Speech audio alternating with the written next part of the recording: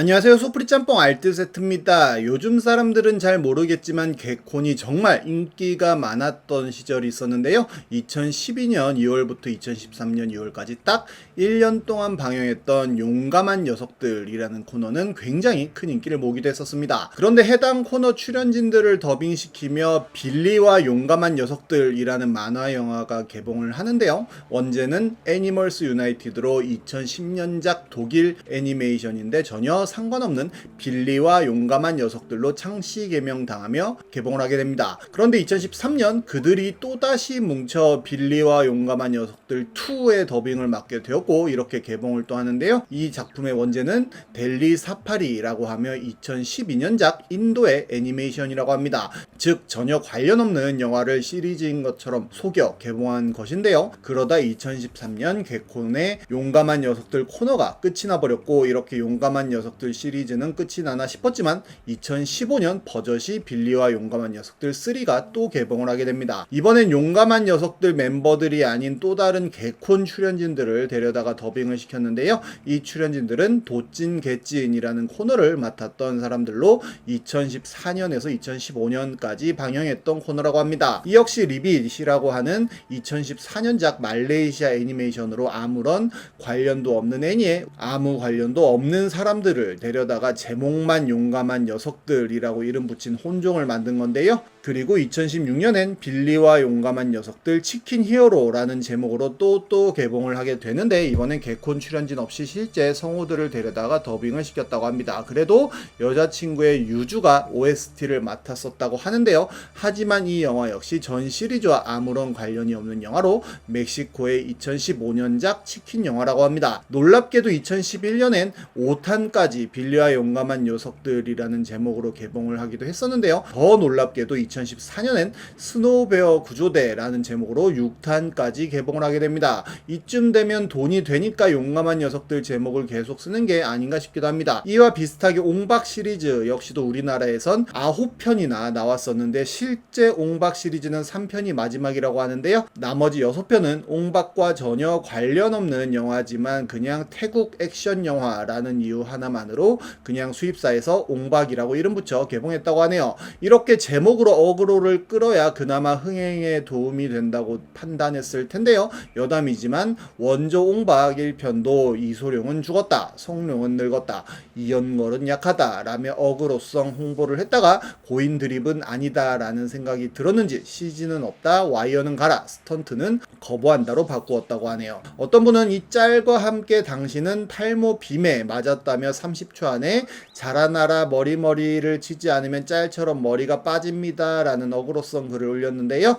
어떤 분은 리머 라나라자 라는 댓글을 남겼고 다른 분들은 자라나라 머리라고 댓글을 많이 남깁니다. 그리고 정말 많은 사람들이 자라나라 머리를 남기게 되는데요. 이걸 본 저나 이걸 보고 계신 시청자 분들이나 모두 다 자라나라 머리가 되셨으면 좋겠습니다. 이번엔 이렇게 레전드가 된 어그로들을 한번 모아봤습니다. 그럼 한번 볼까요? 첫 번째는 기자들의 어그로 제목입니다. 이는 몇 번 저도 다루기도 했었는데요. 그래도 끊임없이 나와서 몇 개 더 가져와 봤는데 마리텔 초아가 3등분 몸매라며 머리 가슴 배라는 제목도 있었고 백승탁 아들 백종원은 음식 재료 조물딱 아버지는 여자 가슴을 망신이네 라는 제목도 있었으며 전철서 발톱깎기 매너 오지고요 후진국 인정이라는 제목의 기사도 있었는데 기사를 읽어보면 중국에서 일어난 일이었습니다. 어떤 기자는 아이폰을 버려야 애플이 산다며 이미 죽은 스티브 잡스의 가상 인터뷰를 하기도 했으며 이 사진을 올리면서 나는 궁예다 라고 제목을 붙인 기사도 있었습니다. 한창 문대성의 논문 표절이 이슈이던 시절에는 오타까지 갔네, 논문을 복사기에 문대성이라는 참신한 제목의 기사가 나오기도 하고 브래드 피트가 안면 실인증 앓는다는 기사에는 에미에비도 못 알아본다는 그 장애라는 문구가 적혀있기도 합니다. 2023년에는 선정적 일본인이 틀고 감상문 쓰게 한 초등교사에게 벌금 1,000만 원이 부과되었다는 기사가 있었는데요. 여성 신체 일부가 노출되고 사람이나 동물을 죽이거나 팔이 잘리는 모습이 나오는 일본 애니 3편을 보여준 뒤 감상문을 쓰게 했다고 합니다. 그런데 그 애니는 바로 월령공주였다고 하네요. 2020년에는 급격한 인구 감소에 예비군 재입대라는 말까지 나왔다는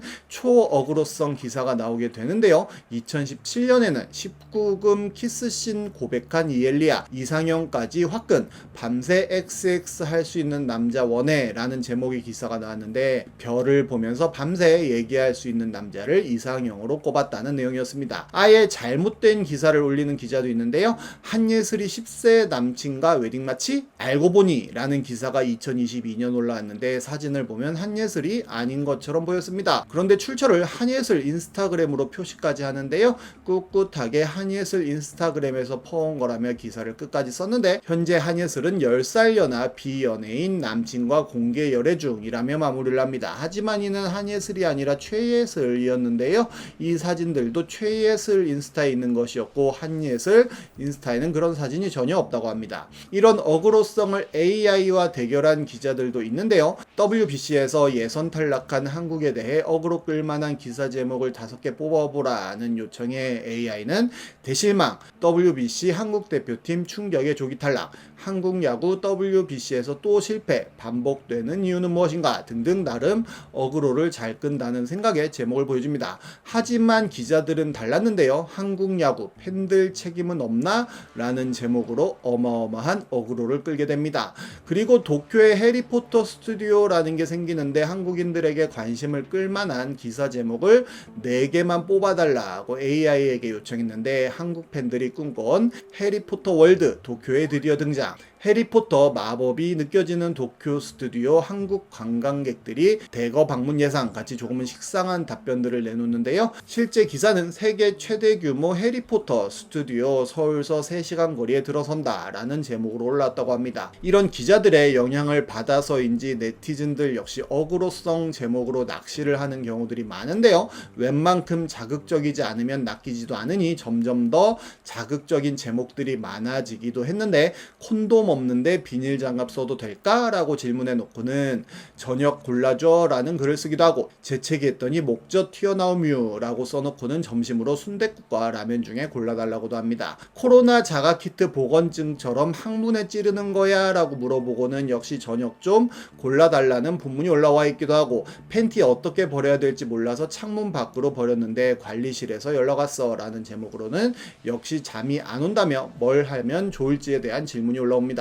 임택이 2줄이면 쌍둥이야? 라는 질문도 올라왔는데 해장 뭘로 할까? 라는 글이었고 원룸이 동그란 방인 건 상식 아님? 이라는 제목으로 올라온 글은 내일 아점으로 계란말이 샌드위치와 라면 메밀 전병 중 뭘 먹을지 골라달라는 내용이었습니다. 그 외에도 밀가루 반죽 딜도로 때리면 더 맛있어지는 거 알아? 나 보풀 제거기로 브라질리언 함 크크 등등 AI는 절대로 따라갈 수 없는 인간의 힘을 보여주는 제목들이 많았는데요. 그 외에도 감자칼로 다리 밀어도 돼? 부산스럽다는 말 지역 비하야? 동네 목욕탕에 혼잔데 탕에 베스밤 풀어도 되려나? 같은 제목도 있었고 박근혜 타령했대 라는 찐 어그로도 있었습니다. 제목 어그로 중 최고봉으로 꼽는 건 바로 이 국방TV의 영상일 텐데요. 예비역들이 재입대하고픈 이유? 라는 제목의 영상이었는데 좋아요보다 싫어요가 압도적으로 많은 걸 볼 수 있었습니다. 사람들은 제목부터 웃기다며 제목 보고 웃겨서 들어왔다며 쳐돌았다는 댓글 등을 남기며 즐거워했습니다. 2022년엔 실수로 퇴직금 2억 5천을 줬어 20일 일하고 날랐는데 라는 제목의 글이 매우 핫했었는데요. 이렇게 정말로 퇴직금 지급 내역으로 2억 5천이 넘게 지급된 것을 사진 찍어 인증하기도 했는데 월급은 4억 2천을 줬다며 본인 자격증 시험 웃자냐며 진짜 큰일 났다는 글을 남깁니다. 뭘 잘못 등록한 건지 찾지도 못하겠다며 회사 벌써 망했다는 내용도 덧붙이는데요. 어떤 분이 이거 뭔데 심각한 거 아니야? 라고 물어보자 아니야 인사 자격증 공부 중 실제였으면 벌써 감옥감 크크 라는 댓글을 남기게 됩니다. 다음은 쓸데없는 어그로 끌었던 식당들입니다. 한 식당에는 유리잔은 음료수 술 전용 잔입니다. 식혜 수정과는 유리컵 사용 금지라는 문구가 물컵 살균기 앞에 붙어 있었는데요. 그런데 그 밑에 굳이 안 써도 될 말을 써붙였는데 유리컵이었던 건지 알지요? 설마 모르는 건지 사용하고 싶으면 내가 직접 설거지하세요. 배려 없는 너 CCTV에 증거로 남아 있었죠? 다 보인다고요. 입 아파서 말하기 힘듦. 사용하지 말라고요. 라는 문구가 쓰여 있었습니다. 유리컵으로 식혜와 수정과를 먹는 사람들이 많았기에 이런 문구를 붙인 것으로 추정되긴 했는데요. 이래 해놓고 망한다고 징징댄다는 댓글이 배포를 하기도 합니다.